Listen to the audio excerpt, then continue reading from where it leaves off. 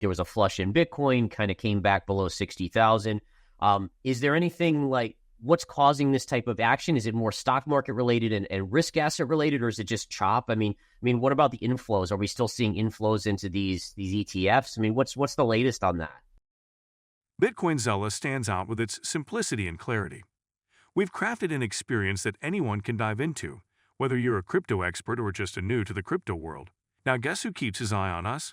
The author of best-selling book Rich Dad, Poor Dad, Robert Kiyosaki. And we want to take this opportunity and thank all the people who trusted us, and we read every comment.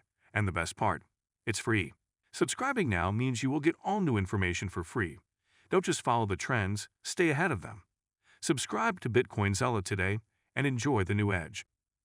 Let's join Gareth in this video about Bitcoin and more.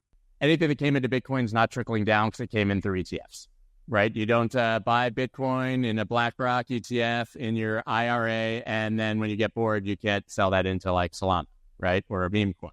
The past cycles, people would take their spot Bitcoin, get bored, funnel down into altcoins, and that was a cycle. So we're going to have some actual new retail coming into the native spot crypto markets for that to happen, which I do believe will happen in the future. But I just going back to Bitcoin, if you look at the monthly and opens and closes since March, when I said that would likely happen, we're talking about a 15% range in monthly closes for almost 6 months. I mean, Bitcoin is dead. This isn't dead going to zero. I'm saying dead as far as volatility.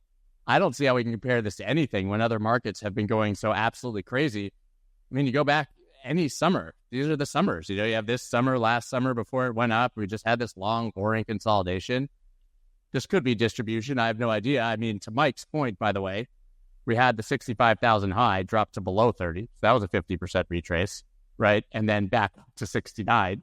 So if that happened, Mike would actually be right. And he'd probably at 30 say, okay, enough. We go back up, right? But if this is a real high, then we need to pack it in for years and look for an 80-something% retrace.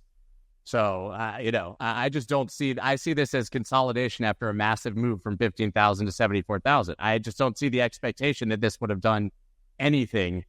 You shouldn't have continued up from that, right? To his point, he's right. The ETF hype ended. We had that trade, but we're still trading, $12,000 above when the ETFs were approved.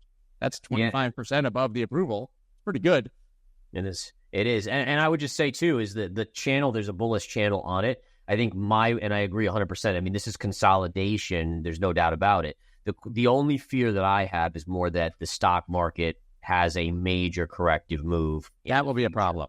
And then that can potentially eventually, wear down Bitcoin. And I want to show you guys this and get your reaction to this. I was doing some research. In weekends, usually I look at the bigger time frames. And I was comparing the current S&P chart to 2007, and it's eerily, and I say eerily similar.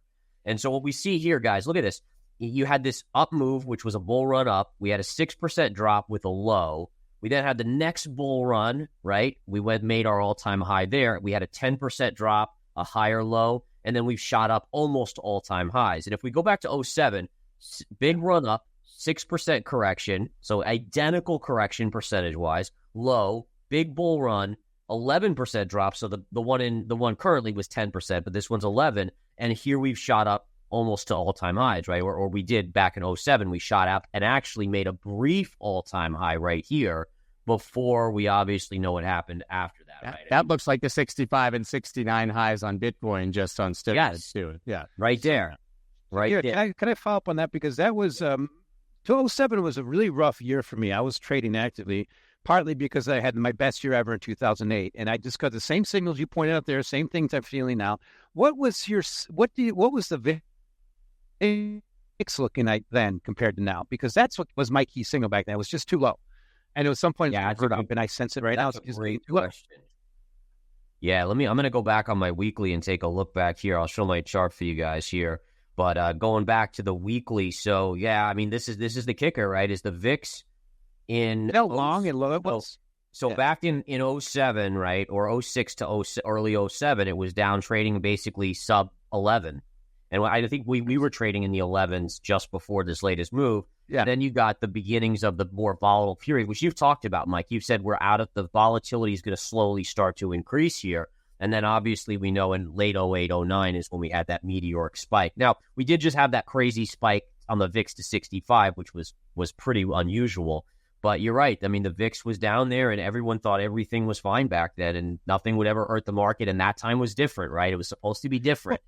That's one thing that always happens. I'm enjoying reading Howard Marks' book lately. Right now, it's kind of just stuff I've been writing about. It's quite good. But I want to show you one chart. To me, I want to focus a little bit on what I think is the NBT, the next big trade. And that is, I just show you the same thing. That's the VIX, but I subtract out the S&P, the effect of the Fed funds rate to show you how this is a 50-week average. It's the lowest since 2007. It's just not in the bottom. But what's significant is, I just like to point out, this is gold divided by S&P 500. You get a little up reversion in the VIX, and that's one lesson you always learn about volatility. It always mean reverse. It's just a question of when, what sparks it.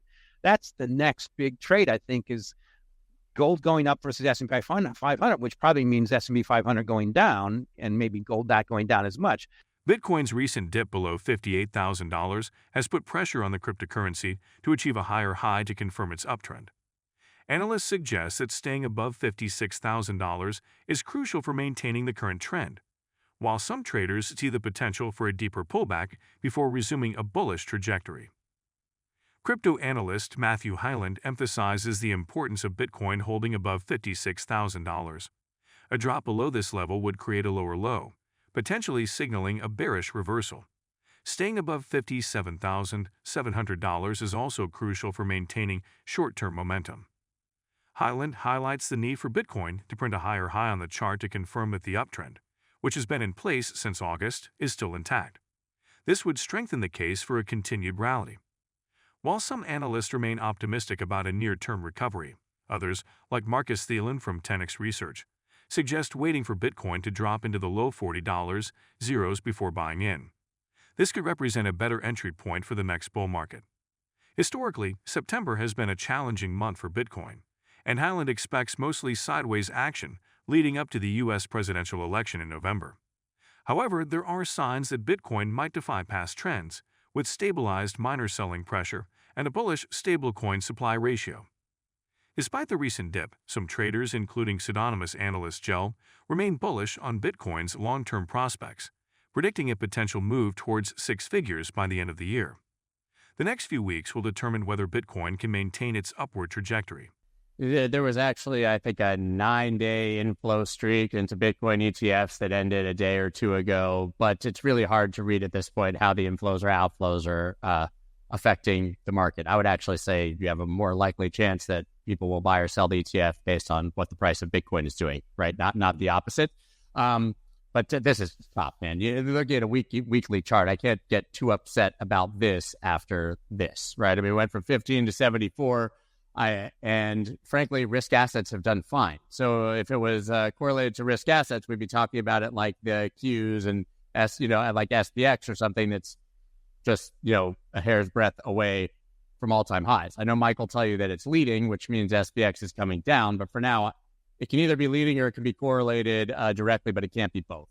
You know what I mean? But look, I think at what Bitcoin's doing right now, it's the same as every single summer in this part of the cycle, and maybe it won't, maybe it will, but I don't think that Bitcoin at 59,000 is scary. I think it'll ramp up in the fall. Like I said, maybe it won't or maybe it will, but this is basically, you kind of draw a line through this area. We've been somewhere touching 60,000 basically since March or even back to February, right? You have 10,000 here below, 10,000 there above, but 60,000 is pretty good when, we were down here a year ago.